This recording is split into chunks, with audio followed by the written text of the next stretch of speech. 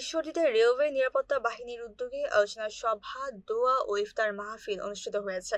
মঙ্গলবার বিকেলে ঈশ্বরদী জিআরপি কার্যালয়ে এই আয়োজন করা হয়। অনুষ্ঠানে প্রধান অতিথি হিসেবে উপস্থিত ছিলেন পাকশী বিভাগীয় কমান্ড্যান্ট রেজওয়ানুর রহমান। বিশেষ অতিথি ছিলেন ঈশ্বরদী উপজেলা প্রেস ক্লাবের সভাপতি টি.এ. পান্না। পাকশী বিভাগীয় কমান্ড্যান্ট ফিরোজ আহমেদের সভাপতিত্বে অনুষ্ঠানে বিভিন্ন শাখার কর্মকর্তারা উপস্থিত ছিলেন। আলোচনা শেষে দেশ ও জাতির কল্যাণ কামনায় দোয়া অনুষ্ঠিত হয় এবং পরে ইফতার মাহফিল অনুষ্ঠিত হয়।